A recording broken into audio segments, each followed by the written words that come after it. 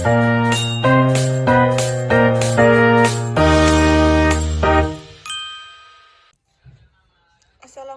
warahmatullahi wabarakatuh. Salam sejahtera untuk kita semua. Perkenalkan, nama saya Hanifah Sabila dengan NIM 25002275. Mata kuliah Komunikasi Organisasi dengan dosen pengampu Bapak Dr. Hanif Al-Qadri, SPD, MPD. Hari ini saya akan menjelaskan apa itu komunikasi kelompok kecil. Dalam kehidupan sehari-hari, manusia tidak pernah lepas dari komunikasi, baik di lingkungan keluarga, pertemanan, organisasi, maupun dunia kerja. Salah satu bentuk komunikasi yang paling sering kita lakukan adalah komunikasi kelompok kecil, di mana sekelompok orang saling berinteraksi untuk mencapai tujuan bersama. Pengertian kelompok kecil. Komunikasi kelompok kecil adalah proses pertukaran pesan yang terjadi di antara beberapa orang, biasanya antara 3 sampai 15 kelompok anggota, yang memiliki tujuan tertentu, saling berinteraksi dan mengenal satu sama lain. Menurut Joseph A. De Vito, komunikasi kelompok kecil adalah komunikasi yang terjadi di antara sejumlah kecil orang yang memiliki hubungan tatap muka, saling berbagi informasi, dan mengaruhi satu sama lain. Sementara, menurut Stephen A. Baby, komunikasi kelompok kecil merupakan proses di mana sejumlah orang kecil berbagi informasi, ide, dan perasaan untuk memecahkan masalah, mengambil keputusan, atau sekedar membangun hubungan sosial. Nah, jadi dari pengertian-pengertian tersebut dapat kita simpulkan bahwa komunikasi kelompok kecil bukan hanya sekedar berbicara, tetapi juga melibatkan hubungan sosial yang aktif dan kerja sama untuk mencapai tujuan yang disepakati bersama. Ada beberapa tujuan dari komunikasi kelompok kecil. Tujuan utama komunikasi kelompok kecil adalah untuk menyampaikan pesan dan membangun kesalahpahaman. Namun, secara lebih spesifik, terdapat beberapa tujuan penting lainnya, antara lain membuat keputusan bersama dalam organisasi atau kelompok belajar. Komunikasi kelompok kecil membantu anggota berdiskusi hingga mencapai kesepakatan yang terbaik. Menyelesaikan masalah, kelompok kecil memungkinkan diskusi yang mendalam untuk menemukan solusi dari berbagai persoalan, berbagi informasi dan pengalaman. Komunikasi ini menjadi sarana pertukaran gagasan, pengetahuan, serta pengalaman antar anggota, membangun hubungan sosial dan kerjasama. Melalui komunikasi kelompok kecil, hubungan antar anggota menjadi lebih dekat dan solid. Meningkatkan efektivitas kerja tim, karena anggota dapat saling memberi masukan dan evaluasi dalam suasana yang lebih terbuka.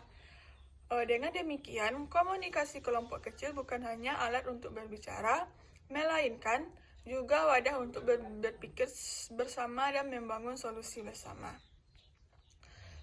Ada juga karakteristik komunikasi kelompok kecil. Komunikasi kelompok kecil memiliki beberapa ciri khas yang membedakan dari bentuk komunikasi lainnya, seperti komunikasi massa atau komunikasi antar pribadi. Berikut karakteristik utamanya. Jumlah anggota terbatas, biasanya terdiri dari 3-15 orang, sehingga setiap anggota punya kesempatan beradaptasi aktif. Adanya interaktif langsung, komunikasi berlangsung secara tatap muka atau melalui media daring seperti Zoom, tetapi tetap memungkinkan umpan balik langsung. Adanya tujuan bersama, setiap anggota memiliki komitmen terhadap tujuan kelompok, misalnya menyelesaikan tugas, membuat keputusan, atau memecahkan masalah.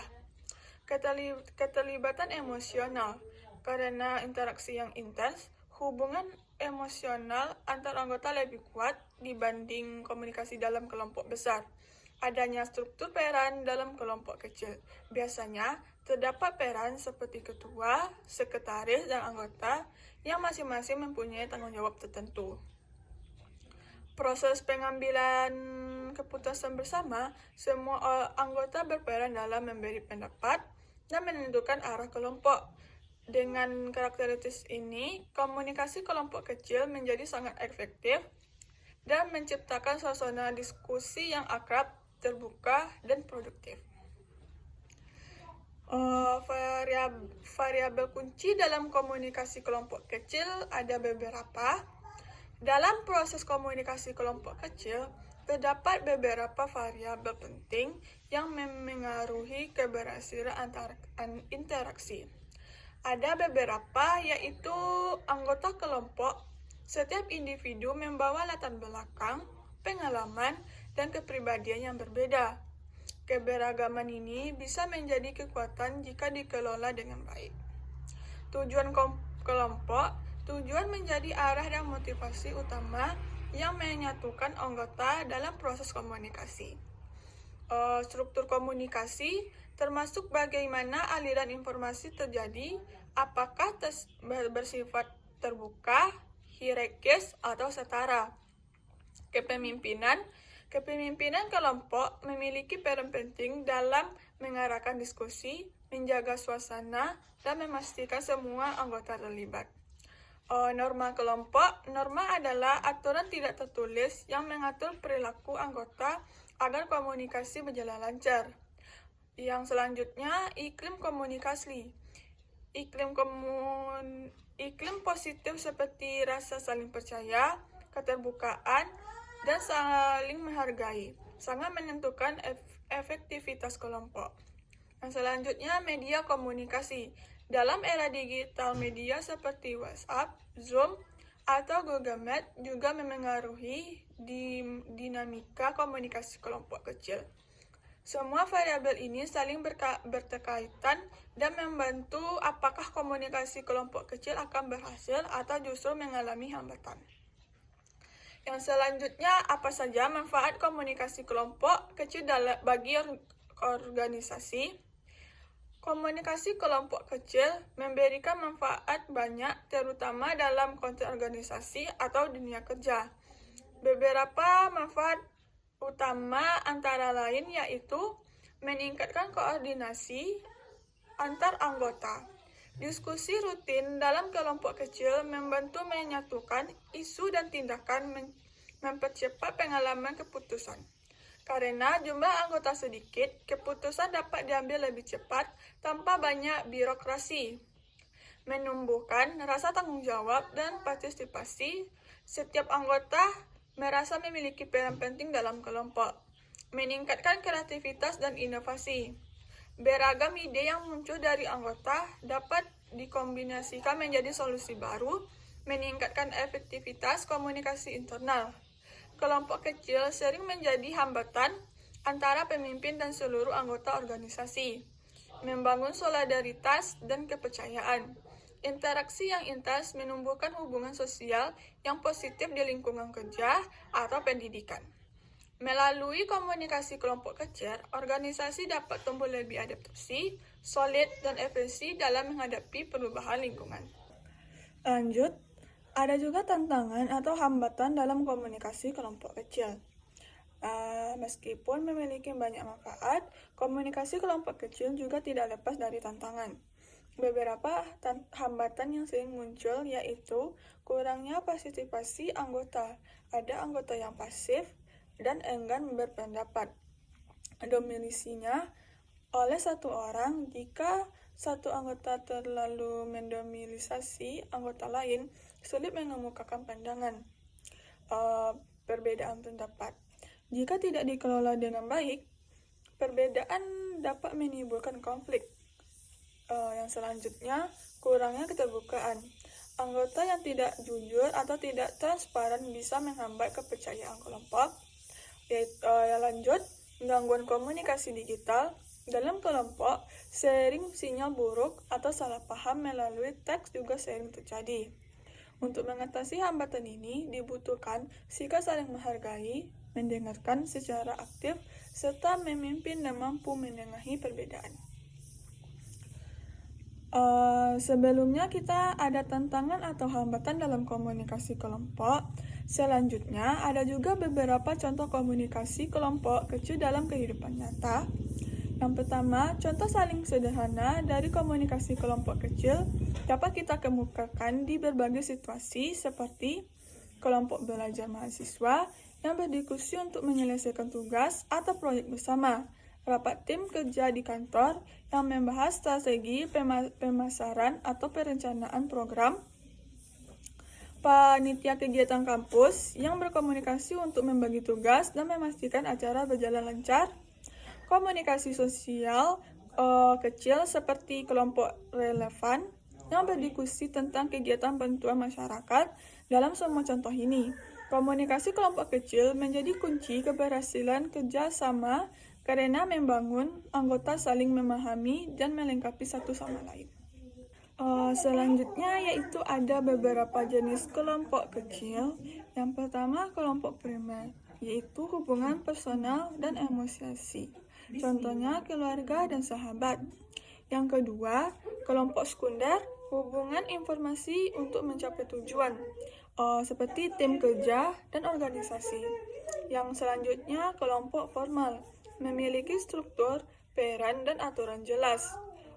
Yang selanjutnya, kelompok formal, terbentuk secara spontan atau aturan baku.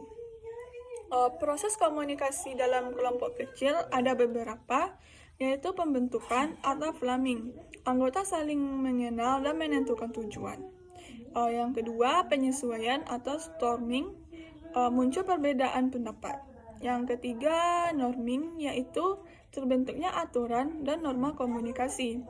Yang keempat, performing, kelompok mulai produktif dan mencapai tujuan. Yang terakhir, adjourning, yaitu kelompok dibubarkan atau menyelesaikan tugas. Peran dalam organisasi kelompok ada juga. Yang pertama, pemimpin, yaitu mengarahkan dan mengkoordinasikan. Yang kedua, pencatat atau sekretaris, mencatat hasil diskusi. Yang ketiga, pendorong atau encourager, memberi semangat dan menjaga suasana positif.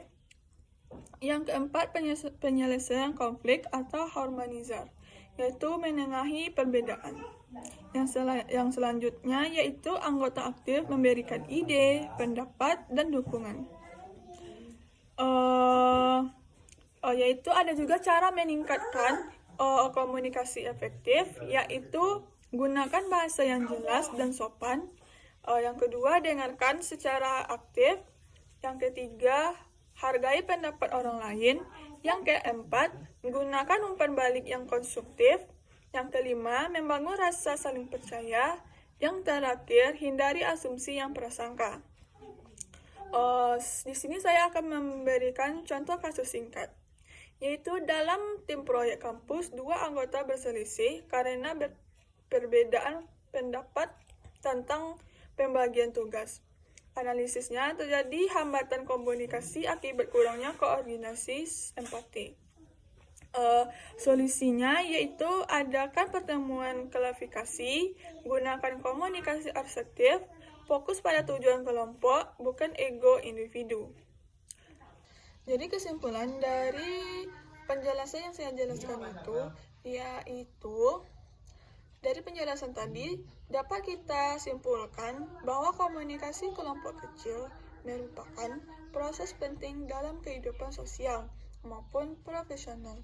Ia bukan hanya sekedar pertukaran kata, melainkan proses pembangunan makna, menyatukan perbedaan, dan mencapai tujuan bersama.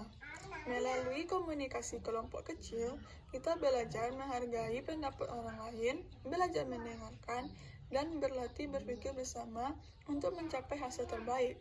Oleh karena itu, setiap individu sebaiknya mengasah kemampuan komunikasi kelompok kecil. Karena kemampuan ini sangat dibutuhkan dalam dunia pendidikan, organisasi, bahkan di lingkungan masyarakat. Demikian Hanya itu yang saya jelaskan tentang komunikasi kelompok kecil. Semoga penjelasan yang telah saya sampaikan dapat menambah pemahaman kita semua tentang pentingnya komunikasi dalam kelompok kecil. Terima kasih atas perhatiannya teman-teman dan Bapak dosen pengampu. Wassalamualaikum warahmatullahi wabarakatuh.